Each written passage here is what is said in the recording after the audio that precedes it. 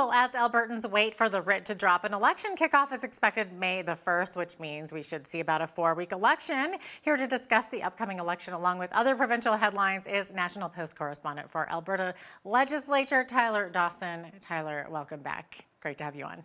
Thanks for having me. Absolutely. Okay, so Tyler, the polls show that Rachel Notley and Danielle Smith are neck to neck, although the seat distribution tends to favor Smith over Notley, right? So on the ground, what does that look like? Calgary seems to be that real battleground area, doesn't it? Yeah, that's right. I mean, the polling sort of shows them within a couple percentage points of each other, like 47 to 44, 47 to 45, that kind of thing. So very, very close in terms of vote intention at this point.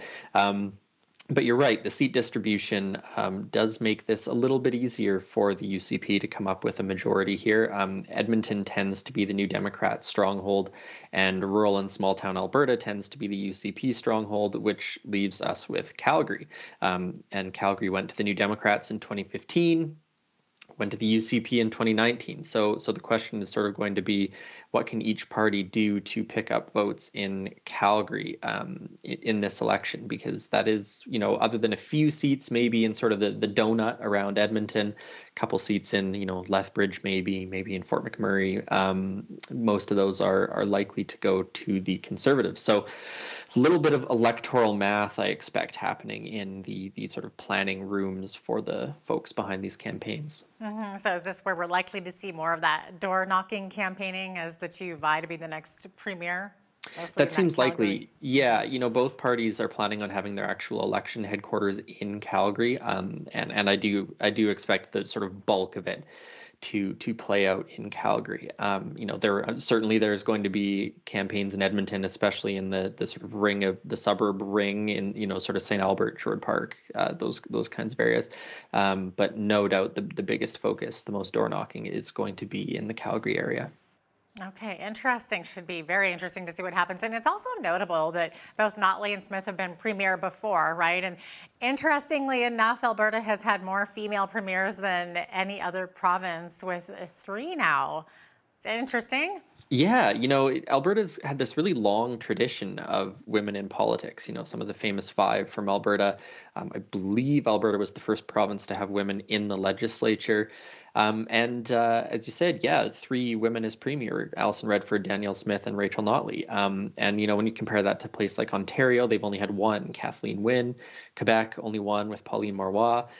So just sort of an interesting dynamic maybe in this election. Of course, this isn't the first election that's been fought between 2 women leading the 2 big parties. In 2012, when Alison Redford won, she was actually facing off against Danielle Smith, who was the leader of the Wild Rose Party at the time. So nothing new necessarily, but it is sort of notable, I think, in the Canadian context that this is territory that not a lot of other provinces have been in before. That's very interesting. Okay, so big announcement. Calgary on its way to getting a new arena for the Flames, but it's leaving the taxpayers of Alberta pocketing a big chunk of this, isn't it, Tyler? Yeah, about $300 million. The whole shebang is going to cost $1.2 billion or something like that. And this isn't just an arena; it's an event space, and there's a community rink nearby. And the provincial government seems to be paying for some of the sort of associated infrastructure, transit, roads, bridges, things like that. Yeah, big chunk of money. And, we just talked about Calgary being the focus of this campaign. And I think this is a relatively good example of that. You have Danielle Smith coming out saying the province is going to put up $300 million, but that money is going to be contingent on the UCP winning another mandate. So, a critic might say that's blackmail. A party strategist might say that's simply savvy politics. That's the sort of thing that happens on the campaign trail. But no doubt this is going to be one of those things that's talked about in Calgary, because public money for arenas has not been super popular in Calgary in the past. So you have to wonder whether or not it's going to be popular this time around. You have to wonder if that cost is going to start to balloon as it has in the past. Lots of sort of issues percolating around here. But I think certainly when you look at this through the frame of the coming election, this is without a doubt the UCP trying to do something that's going to get them on Calgary's radar. Alberta has recently opposed the federal government's new firearms legislation, but the province upped the ante again. So, Tyler, can you tell us more about this? Sure. So the province has, as you mentioned, sort of long been opposed to this, saying that going after law-abiding firearms owners is not about to make anybody safer. And the federal government is sort of moving along in how it's going to manage its gun buyback program, and they've reached an agreement, I believe, with the Canadian Shooting and Ammunition Association, I think it's called. So what the Alberta government did is basically said that, look, if anyone's going to participate in this program within the province, they're going to need to be licensed by the province. And of course, if they don't issue any of those licenses, then in theory, no one will be able to participate. Whether that's police officers or administrative staff with a police force, something like that. So, it's hard to say exactly how the federal government's going to respond, whether or not this is the sort of thing the Alberta government can even do or stop. But it's certainly a bit of a confrontational stance that is being taken here. And again, in the context of the election, this is the sort of thing that is likely to be popular among some UCP supporters. Now, speaking of the UCP is considering involuntary treatment for people with addictions issues. But Danielle Smith has said such a thing would be a, quote, last resort. And the idea has been extremely controversial, hasn't it, Tyler? It has, and British Columbia, I believe, is considering the same thing. So, simply put, involuntary treatment would be you not get arrested necessarily, but you would get seized and put in a treatment facility. The idea being that, Danielle Smith has said sort of there's maybe a line in the sand that needs to be drawn on these things. And this might be the line where people are forced into treatment. And of course, as you said, it has been really controversial because critics of this say that, look, this is a violation of individual rights. Like people have, choices in what they do in life. And why should the government be stepping in to put a stop to this? This isn't a sure thing. The government says it's still doing lots of consultation on it. I'm sure there's going to be legal and charter issues that arise from such a program if it goes ahead. So not set in stone yet, but certainly another part of this conversation about the drug issue in the province right now, which is obviously on a lot of people's radars these days. Oh, 100%. Absolutely. Okay. Last week, Smith faced more criticism for refusing to take follow-up questions from reporters. Now, Tyler, as journalists, this is a serious matter, isn't it? It's a bit of a pain. Yeah. You ask a politician a question and usually you expect a follow-up. Often they'll sort of slide away from your first question. That's just sort of part of the business, and you try and pin them down a little bit with your follow-up. And Danielle Smith has sort of changed this. It's not a hard and fast rule. I don't think it's written in stone anywhere, but it's sort of convention that you take one question, one follow-up. And the premier is now taking only one question, which is a bit of a problem. And of course, it's not totally clear to me if that's going to continue on the campaign trail when there's going to be tons of questions. And Rachel Notley's actually found herself in another similar sort of issue, and she's not been taking questions from certain media outlets, the Western Standard news magazine among them. So both of the contenders for the premier's office playing a little bit of hardball with the media in the last week or so. Right, and not only that, but last week the Premier Smith was in Lethbridge, and she didn't take any media questions whatsoever, not just follow-ups, just none whatsoever. So that was a little bit hard. Okay, so here's an interesting one, Tyler. The NDP are proposing a ban on school exams during religious and cultural periods. So can you explain more about this? Sure, yeah. So the idea is, say it's Eid or say it's Yom Kippur or something like that, and you have to write a big exam while trying to observe religious traditions, maybe, attend a ceremony or something.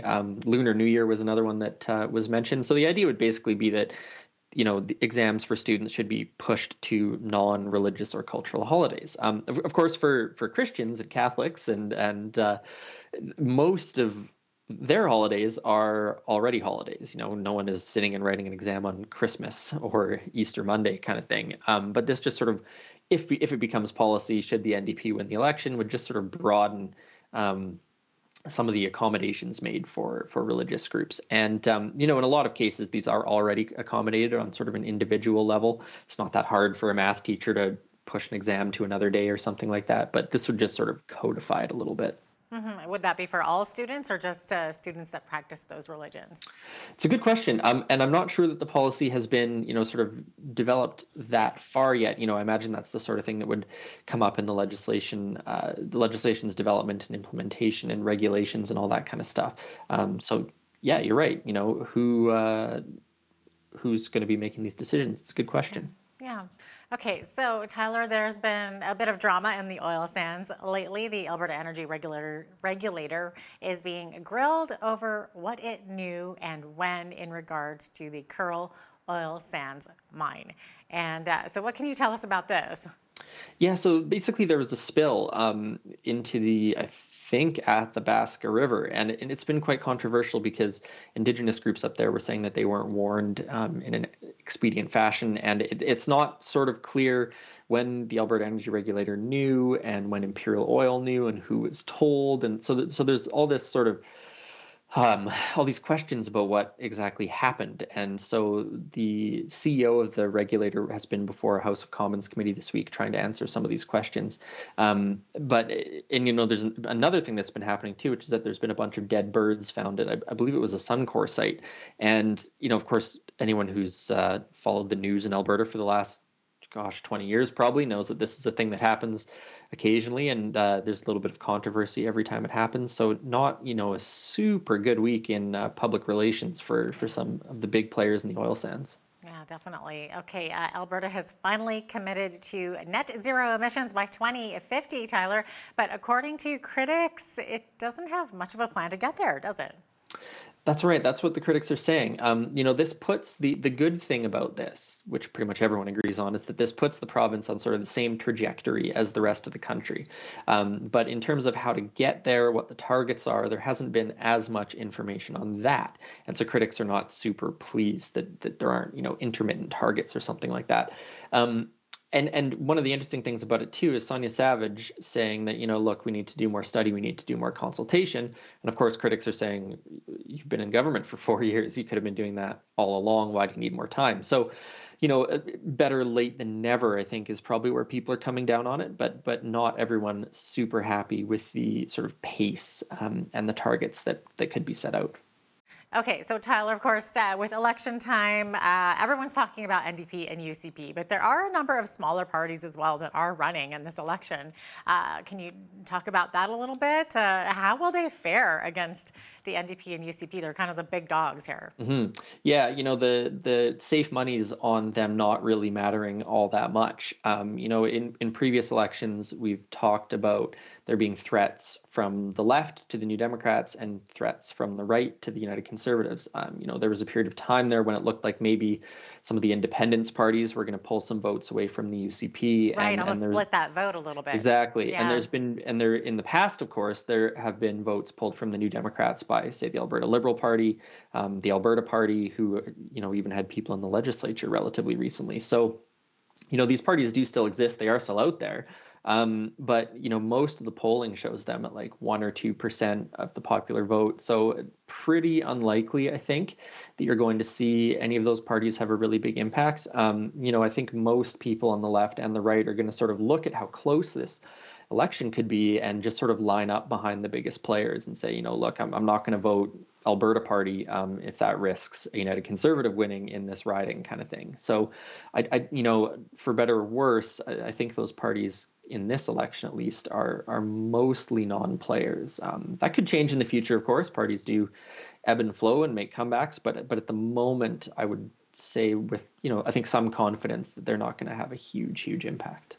All right, it'll be interesting to see what happens come the end of May. Tyler Dawson, that's about all the time we have today, but thanks so much for being with us today. Thanks for having me.